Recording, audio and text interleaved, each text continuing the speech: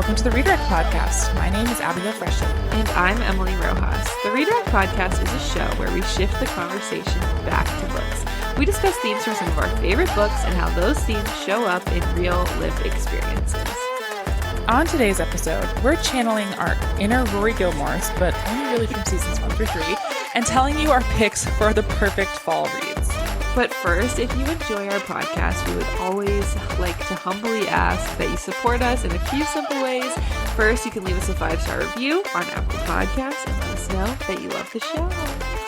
We'd also love for you to follow us on Instagram and TikTok at Redirect Podcast. And finally, if you really, really, really love the show, please share it with a friend. This is such a fun time of year to be reading. Such a fun time of year to be sharing book recommendations. People have had busy summers. They're coming back around to reading. And we would love for you to help us grow our community of book-loving nerds. Yes. Let's do it. It's time. First of all, how's it going, Emily? It's going great. It's really going great. It's been hot for you, but it's been cool for me. It's been like yesterday was the most beautiful, perfect day. When I woke up, it was like low 60s. It was sunny. There's like a breeze. This is just, I know it's fake. It will get back to 90 here before the fall is finally actually here. But for the few days that I can enjoy pre-fall, I am happy about it. You know, fake fall is a cruel mistress. It's almost elite though, because like real fall is often over too fast. Like it starts to get cold and rainy, and like this fake fall is like glorious. So, I was enjoying it. I'm happy for you. Doing good. Yeah. Great time to read, like you said. Yeah. It has been great all summer, highs in the low to mid 80s, etc. And now the summer really starts in LA, which is something that people, I feel like, just don't really talk about. I never knew this till I moved here. Yeah. That September is Gehenna. Yeah. It is so hot. And it's going to be 105 today. And I didn't know that for sure until you moved there. Like, I just thought it was nice all year round. I didn't know there was it is hot. Nice all year round, except for 8 weeks. Yeah. And it's really hot. Yeah. So that's okay. I'm pushing through though. And, I'm going to be fine. Yeah. And it's okay. And today I'm going to beat the heat. I told you, I texted you last night. Yes. That I'm going to go see Harry Potter and the Prisoner of Azkaban. It's like a special showing at my local theater. Yes. And I'm really excited about that. I'm also really nervous that there's going to be a bunch of people there that don't know that Remus and Sirius are gay. Right. And the vibe will be ruined, but don't worry about it. I think I'll be able to suss them out. Yeah, I think those people will make themselves clear. I hope so. Yeah, so I hope you find them. Yeah. Okay, so we're here today to talk about fall reading. But before we jump into our picks, we have to talk about it. We got to talk about it, which I'm just now finding out right now as I see this link in our shared document. Okay. It's the worst possible news. It's for insane. Like humanity, I think. So we had known for a while that there was going to be a Twilight animated series. Right. There's now officially a deal with Netflix. But it's so much worse than any of us imagined. Yeah. Because there is an animated series based on Midnight Sun. The worst thing I've ever read, maybe. Which should be banned. We should ban that book. No one should read that Stephanie book. Meyer is executive producing it. That's even worse, actually. That's even worse. It's actually worse. Yeah. Because, no. She notably, I think, stumbled onto something with Twilight that is not reflective of her taste, of her talent. And I'm not even saying, is Twilight good? I don't think so. You know that TikTok sound that's going popular right now that's slow down, Savannah? Yeah. I've seen people do that with Twilight where they're like, oh my gosh, I love Twilight. It's so amazing. They're like, so it's good. It's like, whoa, slow down. So slow down, Savannah. It's not good. And so she should not be involved, first of all, in any adaptation. And Midnight Sun, again, is I rue the day I was born because I had to read one day Midnight Sun. It was so bad.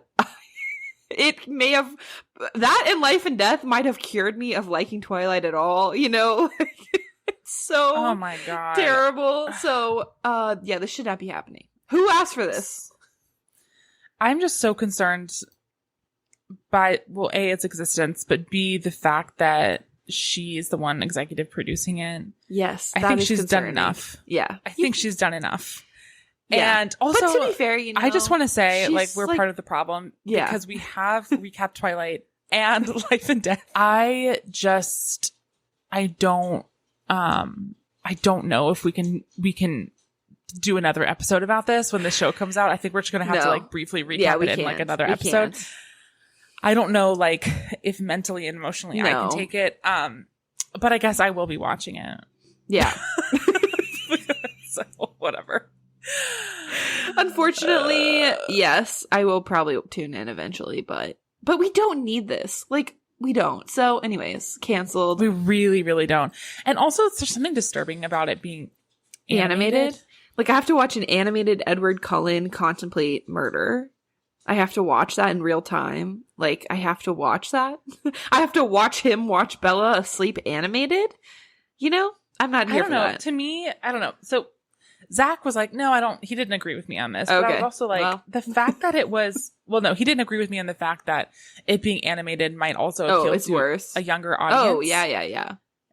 Which this book, again, like, young children, no one should read this, but if I had kids, I would not let them read this. I wouldn't even let high schoolers read this. Yeah. I wouldn't either. It's just such a bad, it's so bad.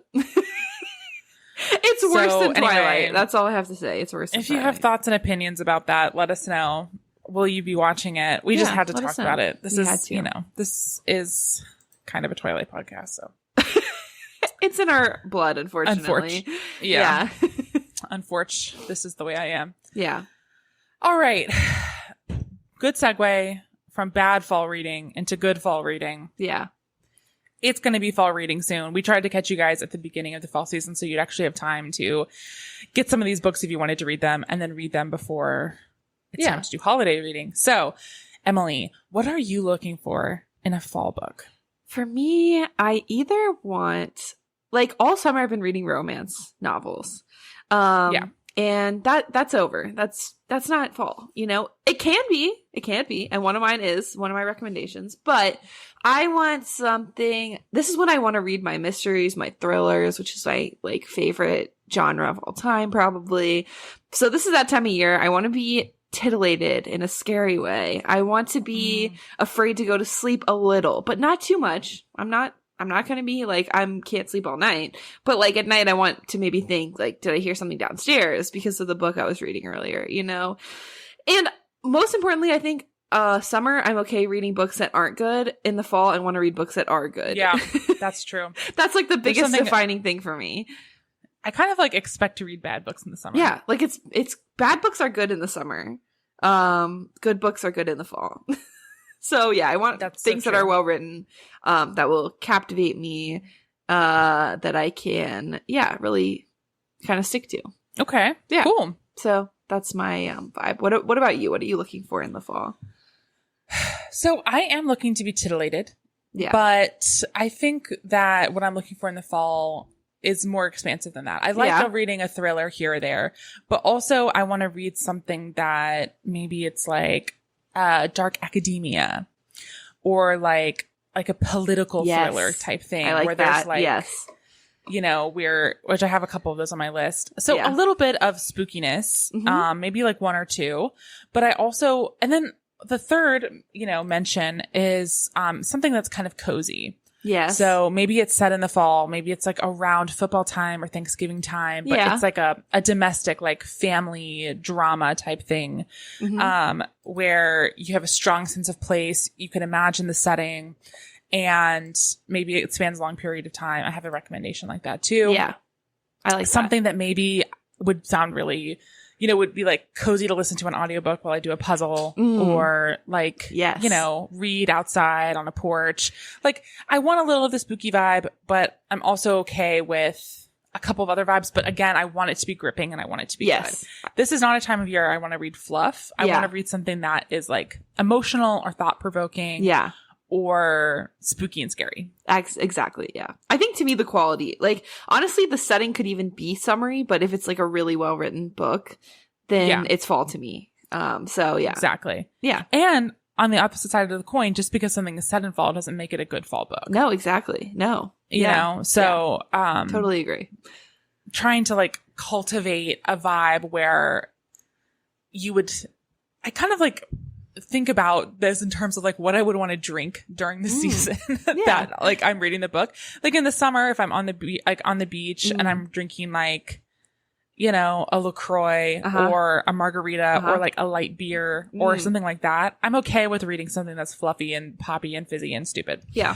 But if I'm reading something in the fall and I might want to be drinking like a heavier beer or a cider, right, or something, like I want it to like be substantial and hold up to it. Totally. Yeah, I agree. I think That's substance and content can make a fall read. Yeah. All right. Yes. Nailed it. All right, so we'll kind of just ping back and forth and talk about some books. And I'm excited because I feel like up until a couple weeks ago, I had kind of exhausted all of my fall book recommendations. Yeah. So I was like, I've got to read some more to recommend on the podcast. Me too. So I have a bunch of fresh reads. Yes, I've been reading a lot. Okay, do you want me to go first? Sure. So the first one, well, my goal with this, I was like, yeah, like you, I feel like I need to read more to get more content. So I was like, let me go to my physical TBR because I have all these books and a lot of them are what I would consider fall vibes. So this book actually you recommended a long time ago, like maybe a year ago. Yeah, I was seeing this on the outline and I was like, I actually went on my reading log and I was like, I read this. Yeah. I think actually it was earlier this year. Okay, that makes me feel a little better. Anyways, I ended up buying it because I think there was like a deal on Bookshop. Anyways, and the only hold they had of this book was the audiobook on Libby. I could put that on hold, but I wanted to read it physically, so I bought it. So it's Rabbit Hole by Kate Brody. And this follows it reminded me a lot of A Flicker in the Dark, which I read and talked about a few episodes ago. But it follows a main character who has a name. Isn't her name That Alice? sounds right.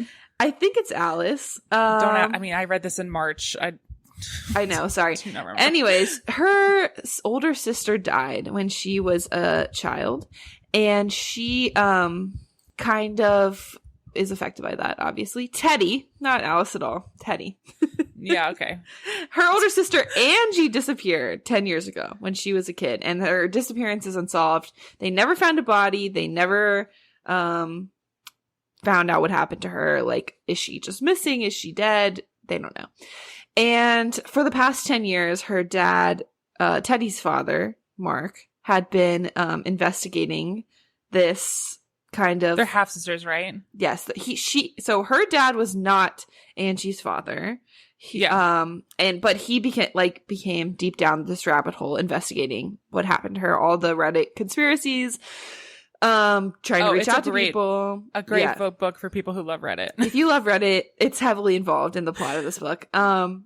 Anyways, the book kind of starts with her dad killing himself on the 10-year anniversary of Angie's disappearance.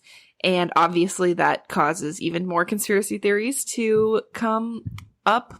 And Teddy kind of starts going through his stuff, obviously because he's passed away, and she's trying to help her mom, pay the bills, and she finds how kind of deep he's gotten into this rabbit hole, and she kind of follows him down that same path and tries to figure out what happened to her sister. I really like this book. It definitely, to me, I guess I sometimes prefer a book that's more focused on the mystery itself and solving a mystery versus the characters. And this is definitely more on the character of Teddy, and there is definitely no resolution, so don't expect that going in. I just think know what you're getting yourself into, but it is just a really interesting kind of almost a character study on what would happen if your older sibling disappears, and how does that impact the rest of your life, because your parents are never going to be the same.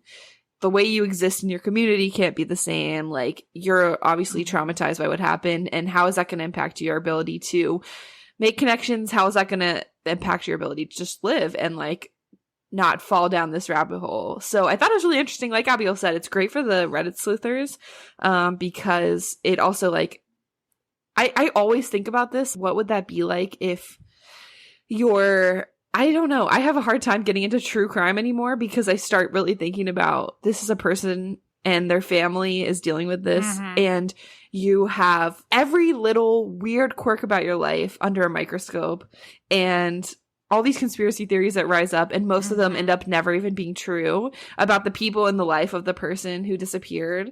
You know what I mean? And it's like how that could affect, like, she finds all these threads about herself and like how hot she is, people talking about her as a minor, and it's like, hey, that's not a chill way to engage with this. Obviously, there's cases where people get involved and the case ends up being solved, and that's great, but most of the time it's probably just further traumatizing a family. So anyways, I thought this was really good. Very fast-paced, like super easy to fly through, and I liked it's aptly named. Yes. Because it focuses more on like this, it's more of like a psychological book. Yeah, where definitely. it focuses more on like how consuming the case becomes to this person. Yeah. And, you know, what lengths she's willing to go to down this rabbit hole. Yeah. So if you're looking for like a tidy resolution to like a murder or something, this isn't for you. Yeah.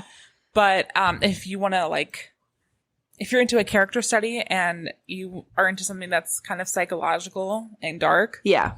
This could be great for you. Yeah. So I think that's what makes it a good fall read too. It's not like very tidy. It's very thought-provoking and good. Yeah. Nice. All right. What's your first book review? Okay. This has been a book I've been dying to talk to you about. Okay. But I've really been trying to save it for this. It's called Conclave by Robert Harris. Okay. It's actually being adapted into a movie that's releasing in November. Oh, excellent. So it's a perfect time to read it in advance of its release. Yeah. Okay. Also, I combo audiobooked this and read it in one night. Oh, wow. Because it was so gripping. It's not that long. It's under 300 pages. It's amazing. It is the story. Okay. So the Pope has died. And all of the cardinals from around the globe are coming to the Vatican. Okay. To get together and pick the next Pope. Okay. And it is told from the point of view of the cardinal who is like, his elected position is like the one who's in charge of these elections. Okay. And like the administrative stuff. And so I would call it a political thriller. Okay. And it is about the selection process for the next Pope, because when all these cardinals get together, they're all like, all these archbishops, they're like sequestered. Right. They can't communicate with the outside world. It's just them and like the nuns who like feed them. Okay. And so you're finding shit out about like some of the other archbishops that are there. And also it's really interesting because their whole thing is like, we're trying to figure out who God wants the next Pope to be. Right. But so much of it is their own preferences and their political agendas for how they want the church to run. Obviously. But also it's still told from the point of view of an archbishop who has faith in the institution. Mm-hmm. So it's really interesting. It's so good. Like I could not put it down. And I cannot wait to the movie. And the movie, the main character is Ralph Fiennes, aka Lord Voldemort. Yes. So he's going to eat that. Yes. And, also another interesting wrinkle is that the main character, Father Lamelli, sorry. In the movie, he's going to be called Father Lawrence because I guess Ralph Fiennes can't do an Italian accent, but fair enough. But, he's also kind of going through a crisis of faith. Oh, which is so interesting. The whole thing is just like fire. I love it. Highly recommend. And the reason I would say it's fall vibes is kind of, you have like this, drafty dark rooms, kind of, I don't know, just, I can't really put a finger on it, but it does definitely cultivate this feeling of, of fall and absolutely wanting to be like caught up in the politics of it. It's really good. I'm It's in. 5 stars. I just put it on hold on Libby. It says 11 weeks, so come back in the winter. It's probably getting more popular Yeah, I'm because sure. of the movie. Definitely. But if you can, try and read it before the movie. Maybe it's not a long book, so maybe it'll come off hold faster than that. Yeah, maybe I can do the audiobook on like Spotify. The audiobook is on Spotify, Yeah. and it's really well done. All right. Excellent. I'm excited All right, about back that to one. you. Okay, this one's my fun, dumb, stupid romance one that I had to put in here. So this book is A Witch's Guide to Fake Dating a Demon, which is Nice. by Sarah Hawley. It is also part of like one of those series, I think, where different characters get their own books, but it's in the same world or universe. Love that. So this is the first book in that series. And it's just stupid. So again, like, it's stupid and fun. Just know that. If it's not for you, just skip on by.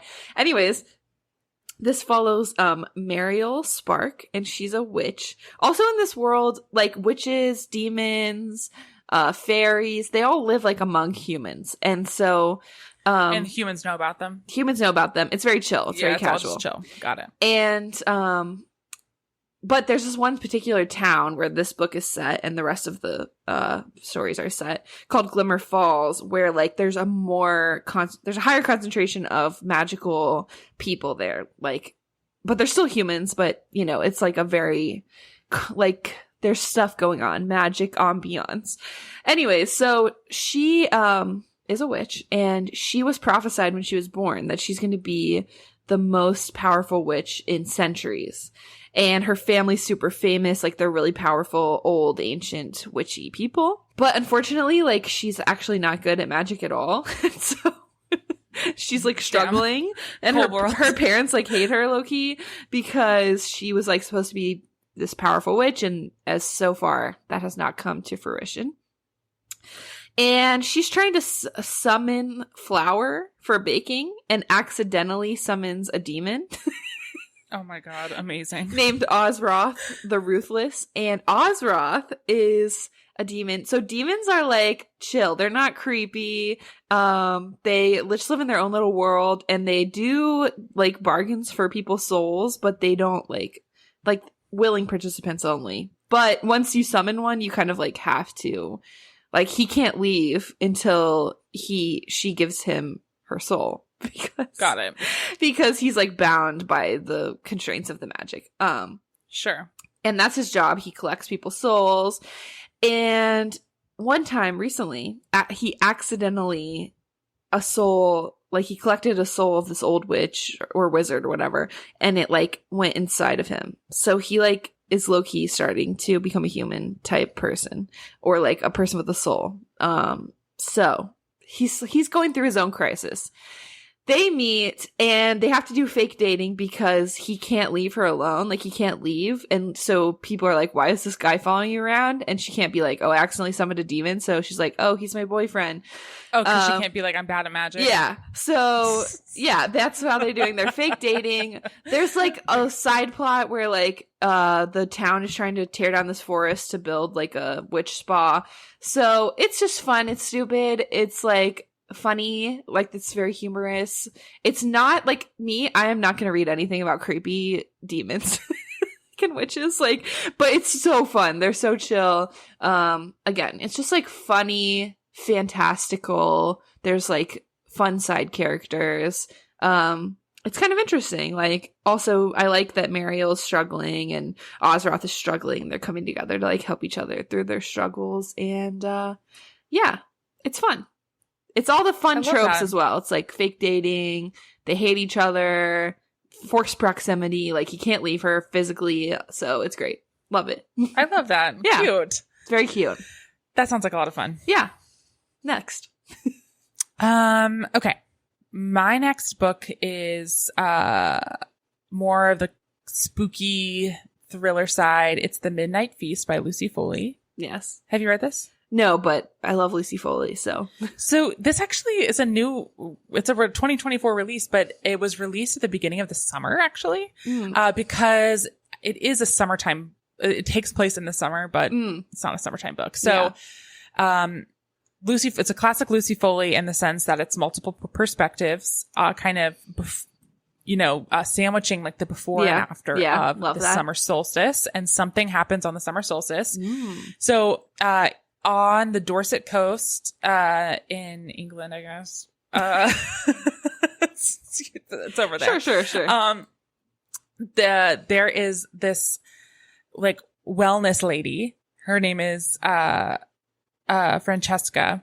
And she has just opened up this like very posh, very expensive, like hotel, on her grandparents' property, which she inherited. And all of the locals are kind of pissed about it because it's, kind of like a gentrification type thing. It's like not great. And then at the same time, it's told from the perspective of her husband, Owen, and her, and one of her employees who is a local who lives at the farm next door. And also, this woman named Bella who met Francesca back when they were children on this very island on vacation. And something happened on that vacation and they haven't talked since. And so you're finding out what's going on back then. You're through her summer journals, you're finding out what's going on present in the current day, like before and after the solstice. It's also told from the perspective here and there from a detective who's investigating what happened after the solstice. There are, I would say like mystical folklore type vibes, like rural, spooky folklore type things.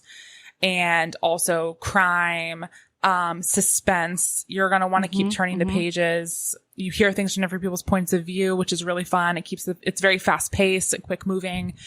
And, you are satisfied at the end. Your questions are answered. It's a great spooky read. And, if you want a little bit of like suspense and also like magical, weird, creepy vibes, this is good for you. I love it. I love Lucy Foley. I feel like all her books are great fall reads. They're just like little quick snacks, but creepy, but good. Also, I like reading British stuff. It's like it feels just different, and like the slang and the setting is just different and refreshing, and it feels cool. Like a part. So all right, back to you. All right, my last one is any book by Blake Crouch. I'm gonna just broad strokes recommend all of them. But especially like Dark Matter, Recursion, and Upgrade, they're all kind of similar sci-fi, thriller, psychological thriller books. I love Blake Crouch. He's like a go-to author for me. Probably I don't know, I can't even pick a favorite, but Dark Matter I read the most recently, and that one I did talk a little bit on here about. Have you watched the TV adaptation? Yeah, I was going to say it was just adapted on Apple TV Plus, and I really like it. I thought it was a really faithful adaptation, so I recommend that as well. Like, it's a great book to read, and then you can go watch it. It's like a little mini series, so that one's cool. It's like alternate universes and parallel timelines kind of thing, and what choices you make in your life and how they can impact your entire life and kind of spiral out. Recursion's really great. That one kind of has to do with like memories and the reality of memories, interestingly. And then Upgrade's cool. It's like super soldiers kind of thing. Like they upgrade their physical bodies. So Stucky? Don't. We're gonna start. Don't go there. Don't go there. So they're all great. I think he has a really distinct voice. If you like one of his books, I feel like you'll like all of them. And to me, like sci-fi is also a great genre, I guess, to read during the I agree. The fall. So these are good if you like to me it's like similar to like Project Hail Mary. What's the guy who wrote those books? Andy Weir. Andy Weir. If you like Andy Weir, I think you'll like Blake Crouch. They're like, to me, they're the same person, but I know they're not. But yeah, all of his books are great. I think Recursion is going to be made into a movie or something. So I feel like Apple TV Plus is all you really need to know, because they stay doing like the weirdest, darkest, most intense shows. They do. AKA Severance, which I'm Look, don't talk to me about Severance until it comes back. I know. I've been waiting for like 12,000 years, I think. I know. Seems like. But yeah, if you like Severance, I think you'll like Blake Crouch. Similar, just like that. I think he does a really good job of like starting you in the middle of the action and kind of explaining things as you go along. And I think the science parts are pretty accessible if you're not like really into science, but they deal with, I mean, like dealing with like dark matter and like memories. But it all makes sense, which I appreciate. I like when it's like well thought out science, creepy stuff.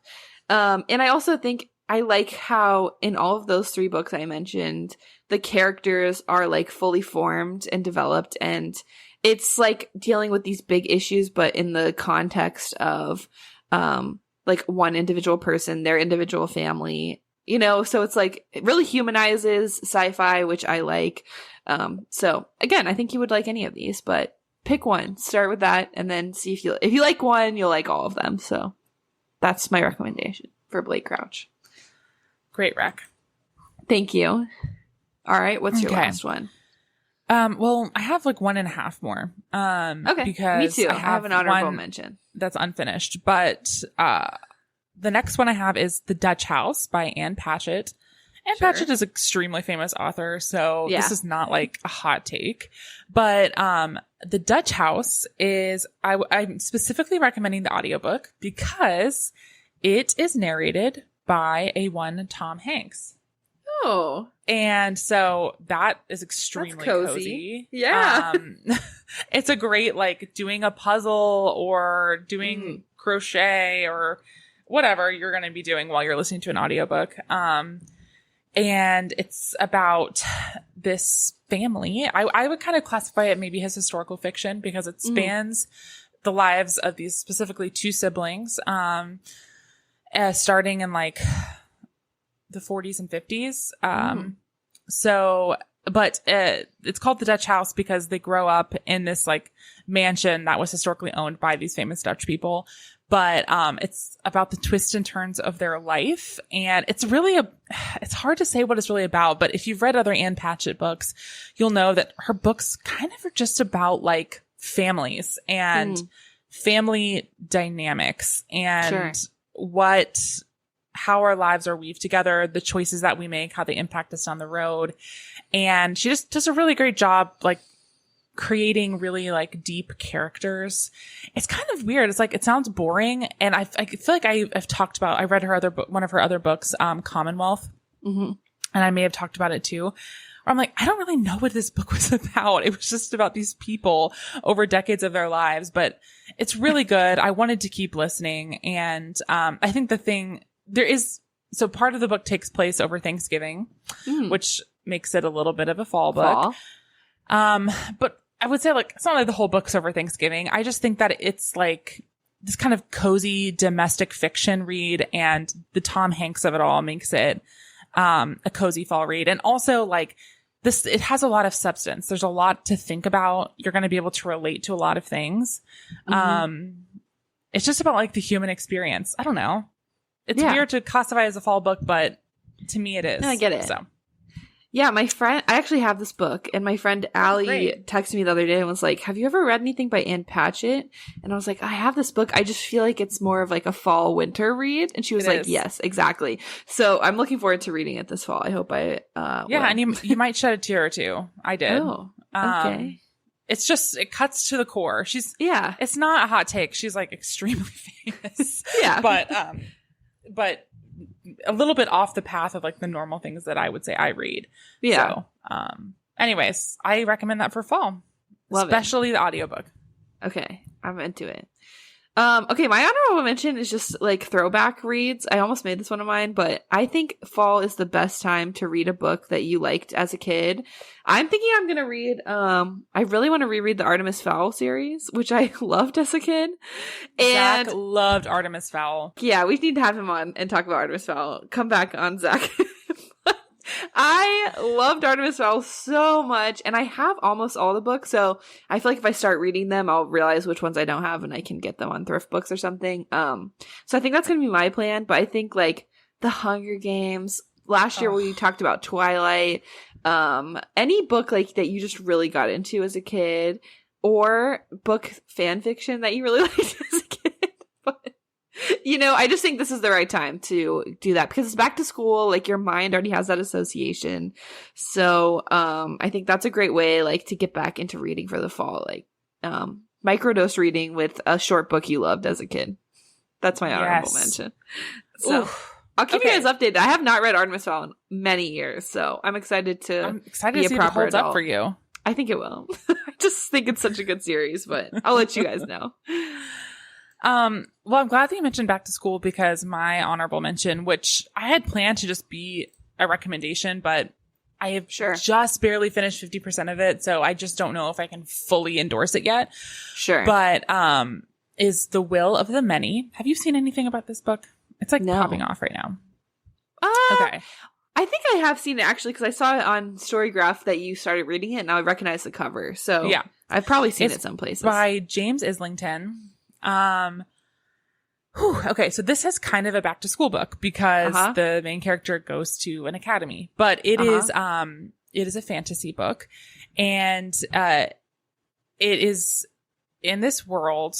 The first third of the book was so much world building that I'm trying not to just info dump about it. Yeah, I get it. Because that's just too much and you'll just get lost in the sauce. But, basically it's about this world that's built on hierarchy, basically like a pyramid scheme where, the people towards the top of the hierarchy, they are like, the resource in this world is people's will. And so you submit your will to other people, and then they use that basically as an energy source. So it's kind of like a commentary on capitalism.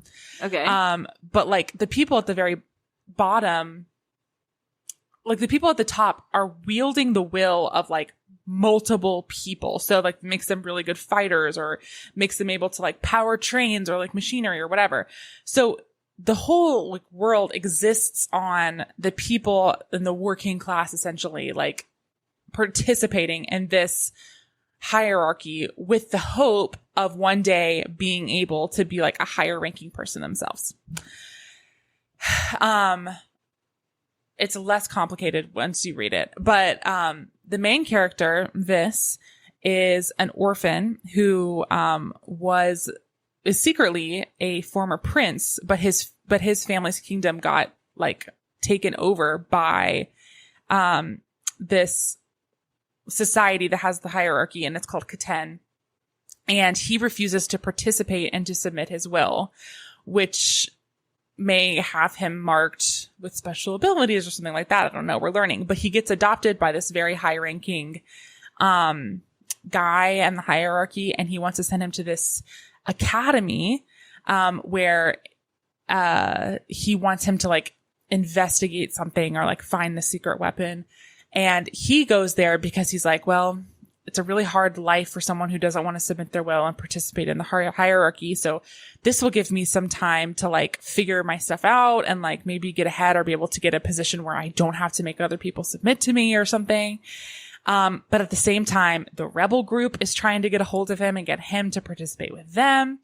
And everyone has secrets. And, it's this very kind of Hogwarts / Fourth Wing style school that he goes to. And, it's about what he's going to do while he's there. But also a lot of the world has very ancient Rome type vibes. The names of things are derived from Latin. So there's kind of this and there's a Colosseum where people go to see stuff like that. So it's you have the dark academia, Latin inspired, but it's also fantasy and also back to school because he goes to an academy. That was a really clunky way of describing what happens in this book without just totally info dumping. Right. And if you decide to start this book, please make it at least through the first part. It's broken into 3 parts because there's so much world building to do. Sure. But the reviews on this book are insane. And everyone's whoa, the twists were crazy. This is the best book I've ever read. Wow. I'm still thinking about it. So, anyways. It's good. I'm enjoying it. I will come back with a full report when I finish next time. One thing I will say is I've tried doing a little bit of the audiobook for this. And this is just my bias, but the narrator is fighting an Australian accent, and that's really hard for me. So yeah, I recommend just kind of reading this, actually. Okay. Because also you have these like sold. fantasy names and stuff. Sure. And it's just easier. So try it out. I'm in. Okay. Say no more. I'll let you guys know. Add to cart. But it does have strong fall vibes. That's the point. Yeah. I'm in. Well done. I think we nailed it. I think we nailed it. I think we're ready for fall. Me too. I'm ready. Yeah, me too. I'm ready for next week after it's not when the heat is over. Yeah, I feel like I'm ready to enjoy summer for a few more days, and then let's get some cool weather. Yeah. Yeah. Ready. And then you'll have like one 85-degree day in October, and you'll just like want to throw yourself off a cliff. Yeah, but we will overcome. Okay. Is there anything else we need to talk about? Do we have some books that are like not fall vibes, but we just have to shout out? I have a book that say goodbye to summer with one last summer book that I have been. Okay, I was scared. I'll be the first to admit we drafted this on our summer preview episode, which is The Pairing by Casey McQuiston. I started to see some mixed reviews, but I should have known. I love Casey McQuiston. Even when other people don't, I don't care. I love everything they write. And I knew by the summary of this book that it was just like concocted in a lab for me personally. So I want to thank Casey for writing this book for me, as your number one fan. So anyways, this book follows Theo and Kit, and they were childhood best friends. They grew up together. When they were a little older, Kit moved away, but they stayed in touch and ended up moving back in proximity with each other. I think for college, they went to the same school. They fell in love. They started dating for several years and then broke up pretty young. I think they were 22 or something when they broke up. And they broke up, which you get in the very first page, Theo's perspective of their breakup.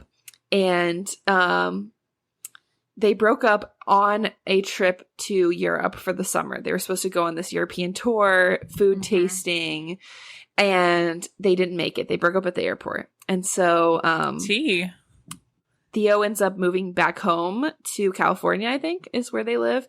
And Kit moves to Paris, and he becomes a pastry chef. And Theo's like struggles to hold down a consistent job. Like they have a job, but they like have these big ideas and don't ever totally follow through with them. And they have famous parents and siblings and don't want to like take any of their money, like want to kind of chart their own path in life. So that's kind of an interesting dynamic. And Kit's like this like golden boy. Everyone accidentally always falls in love with him. Like he's just like golden and dreamy and but like sometimes maybe too much so. And so anyways, 4 years pass. And they both have these vouchers for this tour that they were supposed to take 4 years ago. And they're about to expire. And so, unbeknownst to the other one, they both book their trip to go back to Europe to go on this tour. They run into each other on the first day, and they're like, what are we going to do? They haven't spoken since their breakup, since that day in the airport. And they reconnect. And so, kind of really just the very beginning of it, they also develop this little plot to like see who can hook up with the most people because they're both like, this will be fun. This is our way to be friends again, which is like not a super probably healthy way to connect with someone. But that's kind of the setting. They're on this tour. Like, I think the setting of this is so rich. You get the like summer vibes. Most places I have never been, but it kind of like starts off in Paris. So Theo gets to see Kit like in his element with his friends, places he knows. And then they're traveling all across like Italy and Spain, and there's like amazing food. And that's why it's called The Pairing, because it's all about like food pairings. And it's emotional, like surprisingly so. I thought it would be a little bit more like surface level and frothy, but I was like crying genuinely at some points of this, and it's just like I want to talk about it with everyone. It was so good. If you like the books I often like, then I think you'll like this because it genuinely was everything I liked. I like that they had dated before and it didn't work, and then they had both grown in like really specific ways that kind of overcame why it didn't work in the first place. Over the 4 years, because like that's also a long time to be apart. And I like that they were childhood friends and they like helped each other through some like difficulties when they were little.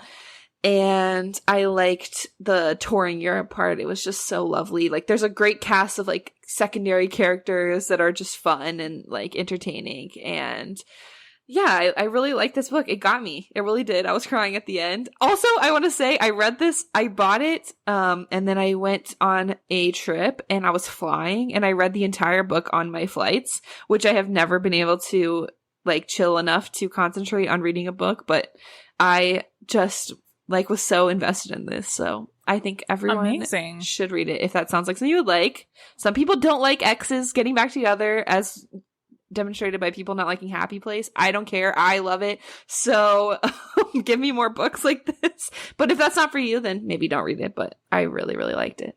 So that's it. Okay. I have it on hold. I don't know if I'm getting it anytime soon. Yeah. We'll see. Yeah. Let's see how many weeks I have.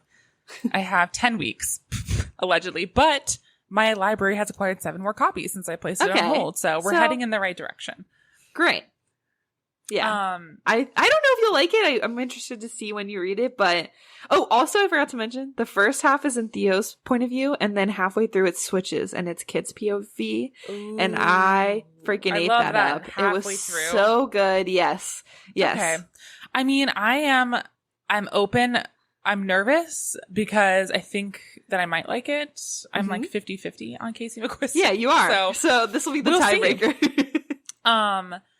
I forgot to mention, as I'm looking at my holds here, there are a few books that I have not read, but I'm hoping to read for fall when they come off hold, or when they are released. And, so I'm looking forward to following up on those. One's called My Sister, the Serial Killer. Have you heard about that? No. Oh, it's about a girl whose sister is a serial killer. Yeah. Apparently it's not long, but it's really good. I've heard one is So Thirsty by Rachel Harrison. I think that's going to be a vampire horror book. And then obviously We Solve Murders by Richard Osman, which is coming out next week. Yes. So, yes, I have 13 books on hold right now. So there's a lot. Quite a lot. Yeah. I will update on those 3. Just haven't read them yet, obviously. Yeah. Love it. Okay. My book I read recently that I just have to talk about was so good. It's called The Husbands by Holly Gramazio. Have you heard of this? Have you read it? I have been really wanting to read it, but then I kept seeing like mixed reviews. So I backed off. But you're going to reel me back in, I hope. Yeah. It was so good. Yeah. It was 5 stars for me. Which I'm kind of stingy with stars, gonna be honest. This was like up there. Maybe it was like 4.5, but like it was good. A good one. So the premise of this, for those who don't know, is there's this gal named Lauren, also British, in London, which is fun. Yeah. And she's coming home from a hen do, aka bachelorette party. And she's walking upstairs to her flat, and there's a man there, and it's her husband, ? But she doesn't have a husband. But then, so she's really confused, and she thinks there's like an intruder, but then she looks down at her hand and she has a wedding ring, and she looks at her phone and he's her lock screen and all this stuff. And so she's like, what the heck happened? Like, oh my gosh. And so, but she's really drunk too from the bachelorette party. So sure. She comes like, so then the next day she's like trying to come around to try and figure out what's going on. The husband goes up to the attic, and when he comes back down, it's a different husband. And it turns out she has this magical attic where every time the husband goes up to an attic, a different one comes down. And she's trying, and also her life changes. Yeah. Because what she kind of figures out over time is that these were all men who, if she had made a certain decision at some point in her life, she could have ended up with, so it, when they come back down, like maybe she'll have a different job, or maybe, they'll have a different amount of money, or like there's small differences, but the thing that stays the same is that she lives in this flat, or she owns this flat or whatever. And she's married. And, there's a couple other things that stay the same, but like some things in her life change. So it is funny. It, I feel like it has a lot of humor and heart. A friend of my book club recommended it to me, and, it turns out, because I was texting her about it when I finished, and I was like, this is so good. Thank you for recommending it. And she said that Holly Gramazio, the author who wrote it, is, a video game designer. Oh. And so when she was interesting. outlining this book, she was writing it like the story of how she would write a video game. And then she went back. So like just everything that she could think of that could happen. And then she went back and like kind of put it in a chronological order and then like kind of structured it. But because of that, it's very fast moving. And the pace is like, it's really well paced. Sometimes, you know, she has a husband for like 30 seconds and then sometimes she has a husband for a long time or whatever. So, but it's ultimately a book about how to find happiness and satisfaction in your life when you live in a world of infinite choice. And, I like that. You know, what that does to a person. It's really good. I highly recommend. It was a quick read. And I just really enjoyed it, and I really think that you would. Okay. What are people who don't like it saying? I don't know that I even remember, but I just know that like I heard of it, and then I was about to put it on hold, and then I saw like maybe 2 or 3 like Bookstagram accounts I follow give it like 3 stars, like not bad, but not amazing. So I was like, okay, maybe I wouldn't like it, but you've sold me. I trust you. I don't know. I think you would really like it. Okay. I could maybe see like, it's not like an exactly linear plot, you know, and like, but it's really interesting. I really enjoy the premise. So. Yeah. I'm in. Back in. Cool. So I'll let you know. Please read it. I will. All right. And then another fall book we both have coming up is that we are going to revisit Wicked, the life and times of the Wicked Witch of the West before the release of the movie in November. So that is our pledge to you. If you would like to prepare for that, that will probably release right before the movie releases in November. So you have some time to get the book and read it. So yeah. All right. Bye. Bye, guys.